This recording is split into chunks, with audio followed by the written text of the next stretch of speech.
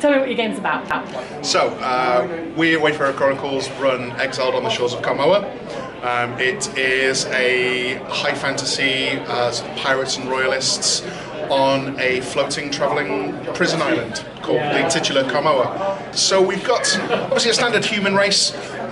We've got non-human races as well. We've got a Devoury, which they're not quite dwarves, they're a seafaring race. They live on like flotilla villages where they sort of merge all their ships together. They live out at sea, they're very sturdy, very hardy, got a good centre of gravity. We have the Meridra, who they're an aquatic race.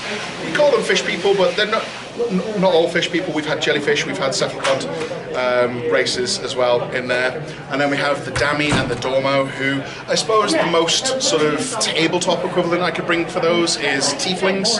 They're our extra-planar race, and they come through into our sort of plane of existence mostly out of curiosity, really. They are drawn to the energy of this material plane, and they're curious, they're mischievous, they're a lot of fun.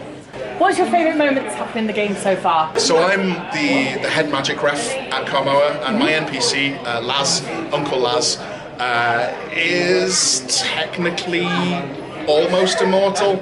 Oh, okay. So a personal highlight for me is after being assassinated and then coming back to life, running the length of the camp into the main village, being asked how I am, to then reply, "I've just been murdered." That was quite fun. But for me, as a ref, I have a lot of excitement for seeing what my players bring to the game with the magic, with the rituals. We have structure in place for players to create their own spells as well, and how they can like weave them into the rules of the game, and it's just really exciting and just really gets me happy about the game, is just seeing what my players can create.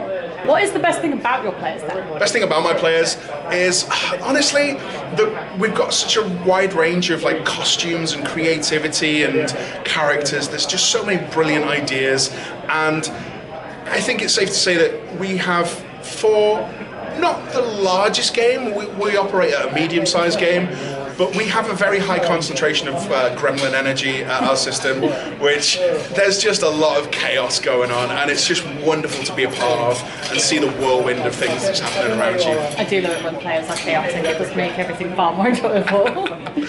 So what can your players look forward to in 2023? 2023, currently the gods of Ospera, the world, are angry. Because the players have been poking bits of the island that they shouldn't have, and now it might be falling apart and may well end the world. Which obviously, gods aren't too happy about that, and the players now have to fix it. So lots of cool stuff coming up this year with basically trying to keep the island afloat and stop the gods from trying to tear each other apart. So, if you can summarise your game in 3 words, what would you choose? Inclusive, magical pirates.